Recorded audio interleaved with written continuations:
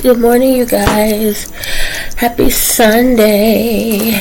You guys, for a minute I was finna say I'm finna take this dress off because I thought for a minute I wore it last Sunday, but then I remembered what I wore last Sunday and it wasn't this. But she's about to come off, y'all. Let me try to show y'all if I can. This is too hot. What I have on. Y'all seen it before, to be honest with you, because I've worn it before. It's just a black dress, my stretchy, my leggings, but that's it. I don't have on anything to suck anything in. I don't feel like being bothered with none of that. Sorry, I'm going comfortable. Oh, Jesus. I had to use my inhaler this morning, y'all. I almost overslept. I just was, I don't know, busy. But somebody called me this morning and I popped up when I heard the phone ring. I think my man thought it might have been Monday. But I did, I popped up.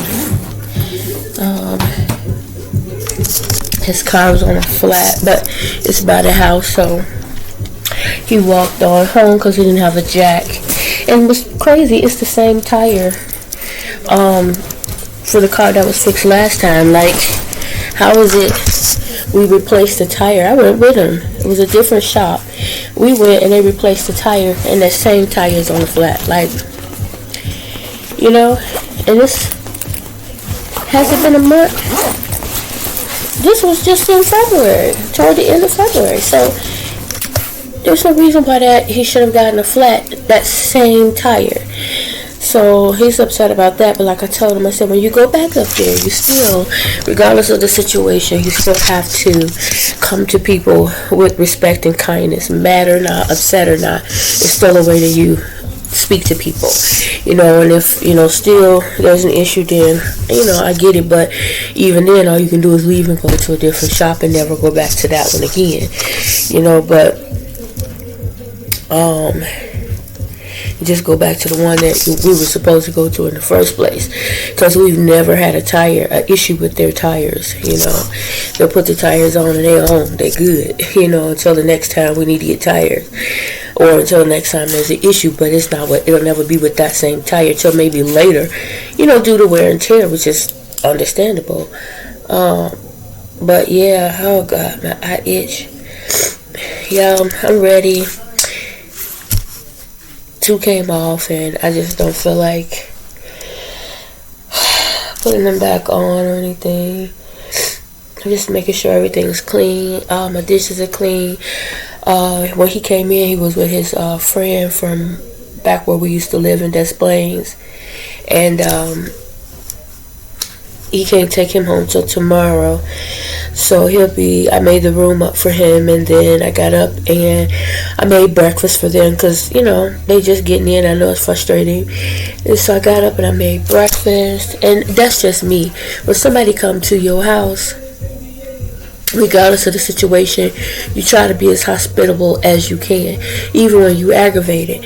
Just like with their dad, it was frustrating having him here, but when I got up, I made breakfast, you know, just the right thing to do, you know. And I learned that because I was always so, I don't want people in my house, but I had kids. I had kids that had friends, and their friends enjoyed being around them. We didn't have a whole lot, but I did try to make sure that they had things that they liked, you know, like they had the Xbox games and things like that, right? They did have friends over, and because of that, regardless of how tired from working or whatever, I would cook, you know. I was the type of mom, when I wasn't working, when I was in Milwaukee with them, and they would go to school and come home, I would have cookies and milk on the table ready, and then we would do homework and talk and this, that, and the other. And then as time got worse, my daughter would help them with the homework, you know. But and sometimes they dad when it came down to math, because me and math we don't see eye to eye. But we have a love-hate relationship.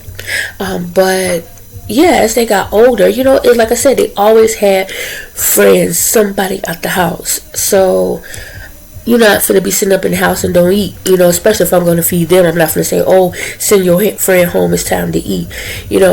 Again, there was a time and point where I was like, nope, not today, because I don't feel like it. We don't have enough. But guess what, y'all? I had to get over that, because you never know what that person is going to. You can't judge a cover by its book, a book by the cover. Like, you can look at a person and think, oh, they got it made, they got this, they got that, they always wear a name. That don't mean nothing.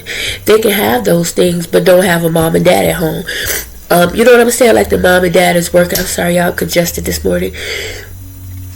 They don't have parents like my kids had their parents home in the house, both, and we both did things to and for them just differently, but the point is, they had a friend over one time, and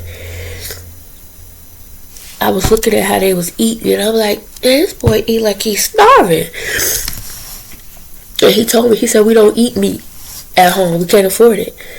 I was like, oh. And from that point on, I had to start looking at things differently. A lot of friends, like, they had one friend had a lot of money, but no mom and dad ever at home to spend quality time or family time with. So he was always there. And I would cook dinner, and, these are kids that are experiencing a family life, a home life, friends, brothers and sisters that are not biologically, but you look at them as brothers and sisters. You look at them as your kids. Like I told them, if they're at my house, they're in my care, they're mine. So I'm going to treat them as such. And I had to learn that, because it's not the kids' fault, some of the things they go through. We even had one that was there that I didn't care too much for. But he needed help, and I did. And then when something happened to my son that I felt was because of this boy, I snapped, and I told him, I'm not just mad because you put my son in this situation. I'm mad because my son allowed himself to be put in this situation, and I'm mad at you because you allowed yourself to be put in that situation. And it was later that he said he never had anybody get mad at him before like that about taking care of himself, protecting him. He never had anybody get mad enough to care enough to be mad, and I'm like, I could hurt you right now. So we have to learn to look out for one another and each other, and you just never know. Sometimes you will lend that hand, how it will put a smile on somebody's face, so I just try to always, I met my grandma Peters, and she was always so welcoming and understanding of people until they gave you a reason not to be. You know what I'm saying? Always. Because I always be like, well, every time I turn around, this one in the house, that one in the house. She was just a beautiful person. She was a strong, she don't take no mess from nobody person. But she was a beautiful person. And she showed her beauty to people in an amazing and it sometimes different way. And I learned a lot from that. I really did. I learned a lot from my grandma Luli. She would be pissed and angry and mad and fussing, but she'd still be cleaning and doing she still be taken care of. Even while she fussing about all our cats and dogs, she's cleaning and feeding. So, I just love the Lord, and I'm learning to love people more and do more. And I've pretty much been like this always, and I'm not going to change it. I see that. I'm not going to change. I just have to change of how I do, what I'm saying? Because sometimes you can do so much till you enable you make it where another person is unable to do, because you're doing so much. You stomp their growth, or they begin to think they could take advantage, things like that. And I'm not talking about, when I'm talking, I'm not always talking about mad, by no means. I'm talking in general, things I've learned over the years and in life. So I got the hiccups. Anyway, guys, I gotta go. I'm already running late. Got to get the butt up out of here.